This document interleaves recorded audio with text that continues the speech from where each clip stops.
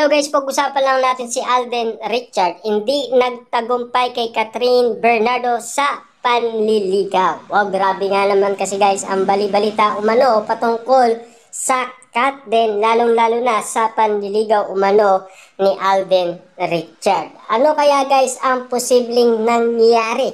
Dahil ba ito sa bali-balita patungkol umano sa Katniel dahil nagkaayos na ayon kasi guys sa update sa atin ni Christy Permi na mukhang meron na silang komunikasyon sa isa't isa.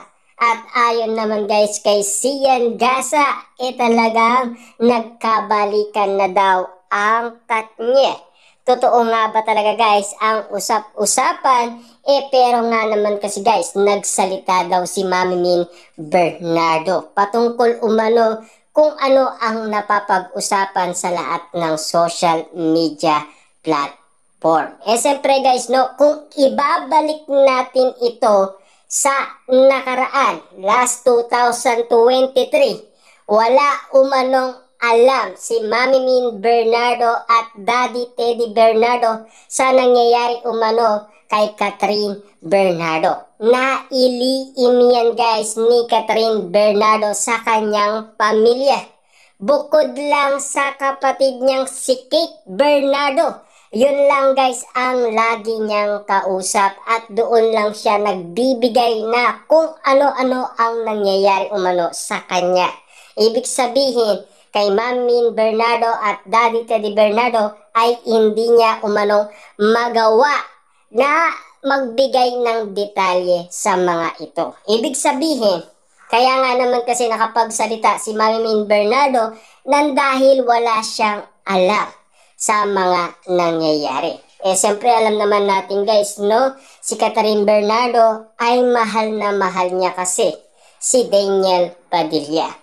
Siyempre guys, no, paano naman ang ating idolong si Alden Richard na napakalungkot kung ibibigis natin noong si Alden Richard ay umawit at ito ay patama umano kay Catherine Bernardo. Nang dahil nga naman kasi bakit si Alden walang nagmamahal sa kanya at bakit ganon ang nangyari. Kita nyo naman guys, no? Ang usapin laging magkadikit at laging sabay kumain at laging sabay uminom ay biglang naglaho ang pinag-uusapan. Ibig sabihin lang nito, pinaglaruan lang ang mga tao. Tama nga ba guys ang pagkakarinig natin na talagang niloko lang ba ng Kat din ang mga tao? Nakuha lang ba sila sa mga pa-sweet moment, pakilig moment, at lalong-lalo na sa lambing moment ng dalawa? Siyempre alam naman natin guys, no? Walang kasalanan sina Catherine Bernardo at Alden Richard kung nakuha nila ang kiliti ng mga tao.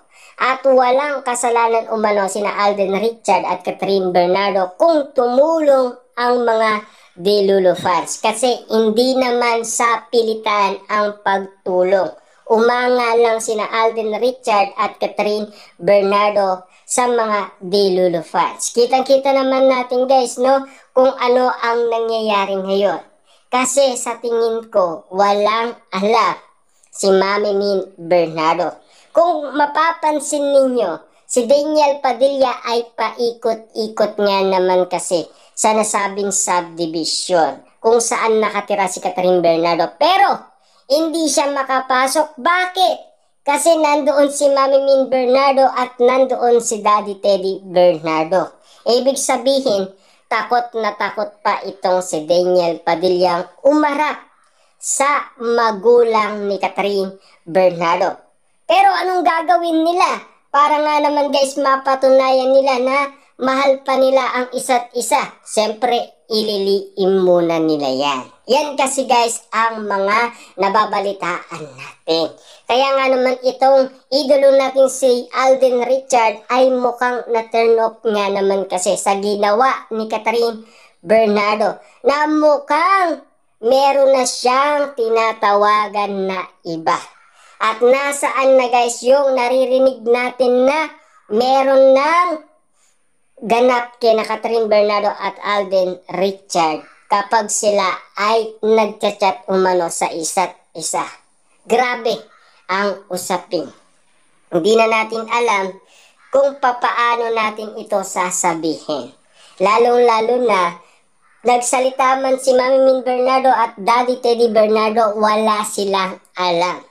Kasi pwede nilang ilihim yan kay Mami Min Bernardo at Daddy Teddy Bernardo. Kasi hanggang ngayon, masama pa rin ang loob nila kay Daniel Padilla dahil sa kanilang anak na sinaktan niya. Ibig sabihin lang nito, wala pa rin impormasyon sina Mami Min Bernardo at Daddy Teddy Bernardo. Kaya wala silang alam. Kaya ang masasabi lang ni Mami Min Bernardo, huwag kayong maniniwala sa kung ano-anong mga chismis na binabalita ng iba't ibang mga tao. Siyempre, malakas nga naman kasi guys ang loob ng ibang tao nang dahil nga naman kasi nalaman nila unang-una, Ogie Diaz, Christopher Mi, at Sian Gasa. Silang tatlo nga naman kasi ang nakapaglinaw noon sa maraming tao na iwalay na ang Katniel. Kanino galing ang iwalayan na yan na impormasyon kung bakit nga naman kumalat yon? Ogie Diaz, Christopher Mi, at Sian Gasa. Siyempre, sila kasi ang tinatawag na pambansang Marites sa Pilipinas. Kaya nga naman guys, mabilis kumalat ang lahat ng issue sa Pilipinas dahil sa bali-balita umano na nagkabalikan na ang Katniel. Kaya nga naman guys, ang Kat din ay luwaan. Dahil napakalungkot nga naman kasi ng mga Delulu fans. Lalong-lalo na binabalita nila ito kay Mami Min Bernardo pero wala naman maisasagot si Mami Min Bernardo dahil ayaw pa nila umano kay Daniel Padilla. Kasi kita nyo naman guys no, kung babalik-balikan ninyo ang mga nakaraan na issue na pinag-usapan na wala naman talagang update si Mami Min Bernardo sa nangyayari umano sa Katniel.